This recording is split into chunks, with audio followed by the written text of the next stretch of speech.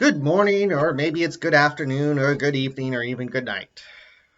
Whatever time it is for you, welcome back to Extraordinary Connection. My name is Brian Steele, and I have the privilege of being the pastor at Grace UNC in Chesterfield, Michigan. So it's February, and that means it's Black History Month. We celebrate Black history because a lot of the contributions and achievements of Black people have been overlooked and undervalued in our history books. And personally, engaging in these stories, reading about them, learning about them, both the successes and the heartbreaking abuses and oppression that have gone on of people of color in America, those have been a source of strength and inspiration and challenge in my own spiritual life. How they view God and how they have felt called to live out their spirituality is an inspiration and a continual challenge. So I'd just like to share a few moments about one of those individuals today.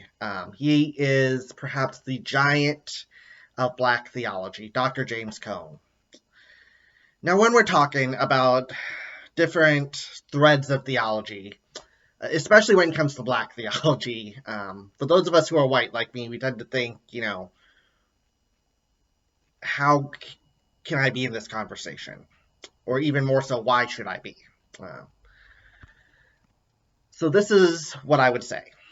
I'm actually currently taking an online course about the legacy of Dr. Cone. And one of the teachers in that course, Dr. Adam Clark from Xavier University, noted that Black theology isn't just about skin color, but it's about being in solidarity with the least of these. Black theology isn't about biology, but about solidarity with the individuals Jesus lists in Matthew chapter 25.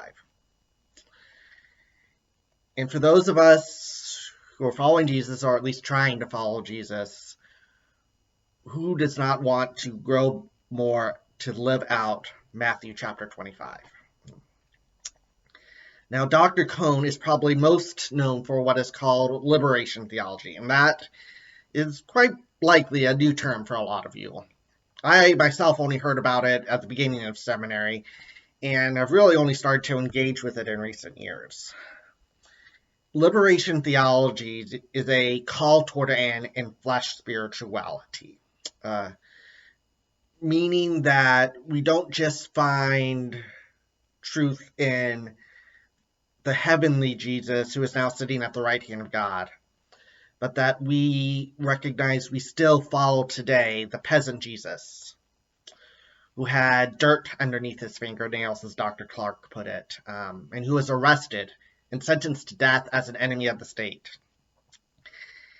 And that this is a call not just for people with dark-colored skin. Now, Dr. Cone was an amazing scholar.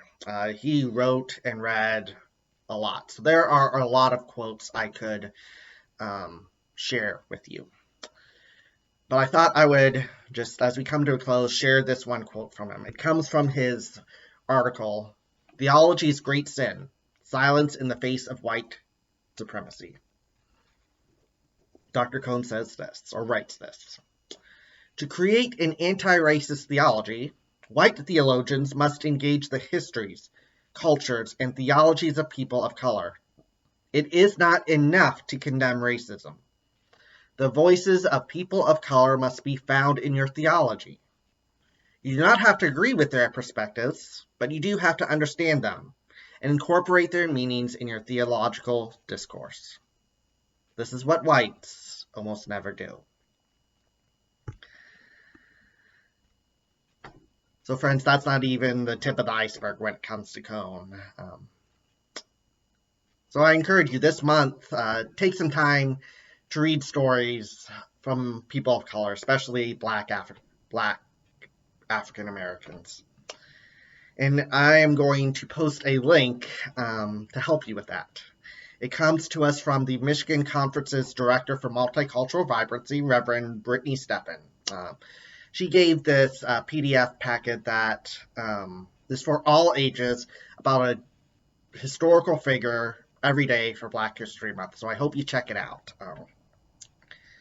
For now, friends, let us work and seek solidarity with those who Jesus lists in Matthew 25. And let's seek liberation for all of creation. Amen. Go in peace.